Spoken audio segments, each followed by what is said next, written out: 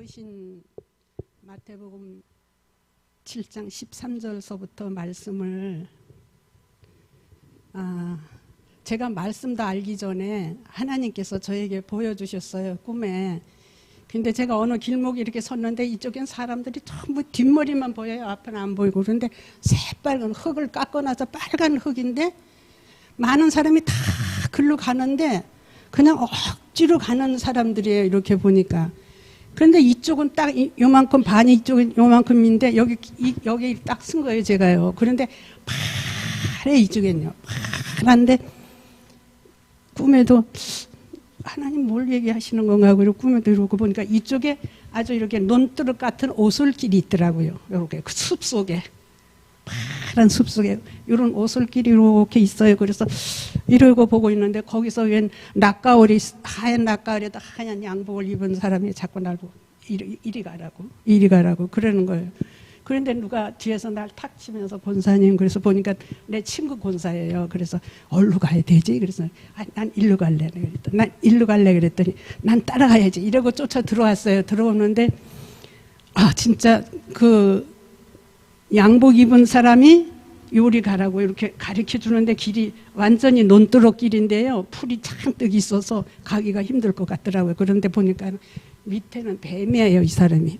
위에는 사람인데.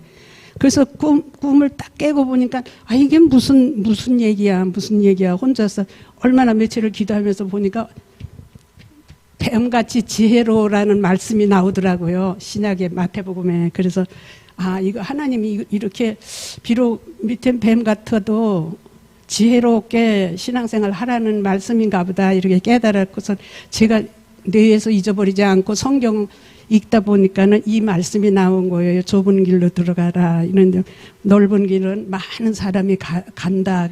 그 말씀을 전에 또 외웠잖아요. 그런데 하여간에 많은 사람이 가는 길은 끝도 안 보여요. 그런데 빨간 흙이야. 풀 한 포기도 없어요. 근데 이쪽은 너무 아름다운 5월 달쯤 되면 예쁜 색깔 있잖아요. 파란 거요. 그런 풀과 나무가 있는데 그렇게 길만 이렇게 좁더라고요. 그래서 그걸 보고 참 마음이 기쁘고 좋았는데 오늘 이걸 처음으로 좀 해보려고 그래요, 제가요. 해보려고 그러는데 지금 성경 찾는데 성경도 못 찾겠어요. 손이 떨려서. 당황하니까. 근데 제가 깨닫기는요, 하나님께서 좁은 문으로 들어가라고 명령하시는 하나님, 좁은 문으로 들어가라고 명령하시는 하나님, 나에게는 어떤 하나님이신가, 어떠한 분이신가, 저는 늘 하나님을 이렇게 생각하고 있어요. 두렵고 떨릴 때도 있지만 때로는 다정다감한 아버지, 이렇게 깨달았어요. 그런데 오늘 말씀은 산상수훈 마지막 제가 또 떨리네요. 마지막 장 7장 끝절에 있습니다. 끝절의 말씀이죠. 그런데 좁은 문으로 들어가라 명령하시며 거짓 선지자들의 삶을 나무의 열매로 비유하시는 장면이지요. 여기서 주님은 19절에 아름다운 열매 맺지 아니하는 나무마다 찍어 불에 던지리라 이렇게 말씀하셨어요. 너무 무서운 말씀이죠. 저는 생각했습니다. 나는 어떤 나무로 지금 살아가고 있을까? 그런데 16절에 보면은 가시나무와 엉겅귀를 말씀하시는데 내가 혹시 이 나무 속에, 가시나무 속에 속하는 사람이 아닐까? 가시나무는 말 그대로 가시 때문에 좋은 인정을 받지 못합니다. 불 뗄 때는 아궁에도 뗄 수가 없습니다. 따가워서 만질 수가 없어서. 아궁에도 쓸모가 없는 그런 나무죠. 그런데 이 나무가 어느 나무 못지않게 꽃을 피울 때는 너무 아름답습니다. 그 나무, 아카시아 나무 밑에 앉으면 그 향이 너무 좋아서 벌들이 막 모여들잖아요. 그래서 벌이 꿀을 따다가 벌꿀이 나오잖아요. 그 벌꿀이 나와요. 그래서 가시나무라도 사람한테 너무 많은 좋은 일을 하는 가시나무고 또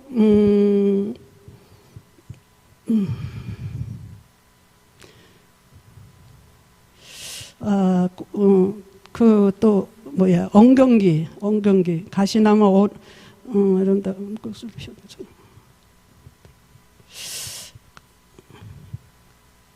긴장하니까 이것도 안 보이네. 엉겅귀를 생각해보면은, 엉겅귀를 아신 분은 아시겠죠. 엉겅귀는 이렇게 나올 때부터 가시가 돋아서 나와요. 그런데 그 엉겅귀가 처음에 올라올 때는 그걸 이렇게 돌에다가 삶아서 초고추장에 묻혀서 먹으면 맛있어요.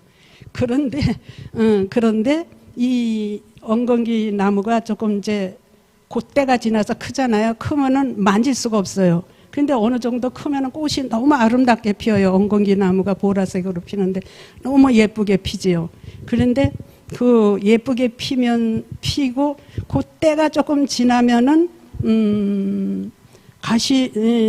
그 꽃을 피우고 그때가 조금 지나면은 꽃이 마르죠. 마르고 그 다음에 마르면서 그것을 약재로 쓰죠. 엉겅귀 나무. 약재가 지금 그건 구할래도 힘들어요. 시골 가도요. 그 약재로 쓰임을 받기 때문에 비록 무화과 나무나 포도나무 같이 사람들에게 인정을 못 받을지라도 아카시아 나무나 엉겅귀처럼 나를 필요로 하는데 약재처럼 쓰임 받기 위하여 외모는 이렇게 늙어서 보잘것 없지만 누군가 나에게 도움을 원한다면은 언제든지 몸도 힘들고 마음도 힘들지만 그 도움을 도와주러 가고 싶어요. 그리고 다음에는 주여 주여 하는 자들인데 주님은 그들에게 도무지 알지 못하니 불법을 행하는 자들아 내게서 떠나가라 하셨습니다. 21절에 보면 내 아버지 뜻대로 행하는 자라야 천국에 들어간다 이렇게 말씀하셨거든요. 그런데 거짓 선지자들은 양의 옷을 입고 거짓 선지자, 말 그대로 거짓 선지자 역할을 했지요. 주여 주여 하면서 열심히 선지자 노릇했고 귀신을 쫓아내며 권능을 행했습니다. 귀신을 어떻게 쫓아내? 예수의 이름으로 쫓아냈기 때문에 귀신은 얼마든지 쫓아낼 수가 있지요. 그런데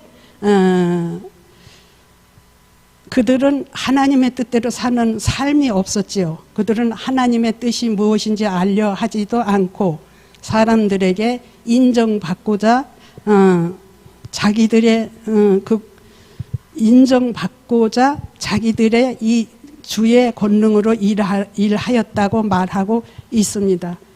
얼마나 주님의 일을 내가 많이 했는데 이러면서 자기들이 자기를 칭찬하고 그런 거죠. 그렇다면 이 사람들은 어떤 사람입니까?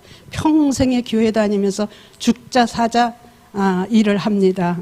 뭐 일이 있다면 앞장서서 일을 합니다. 그런데 그들의 생활에는 예수님이 안 계신다는 것이죠. 삶을 보면은. 그래서 그들은 이 땅에 한 번밖에 못 오는 이 땅에 모래의 집을 지은 것입니다. 그렇다면 나는 이 대목에서 나를 돌아봐야 되지 않겠습니까? 저는 이 대목이 제일 두렵습니다. 주여 주여 하는 게 제일 두렵습니다. 정말. 과연 나는 이들보다 나은 것이 얼마나 되며 무엇으로 주님께 인정을 받을 수 있을까? 가슴이 답답하고 얼굴이 화끈해지면서 어찌 할 바를 모르겠습니다. 내가 나를 인정한다는 것은 온전히 할 수가 없지요. 다른 사람들이 나의 삶을 점수를 주는 것이 옳지 않은가 생각합니다.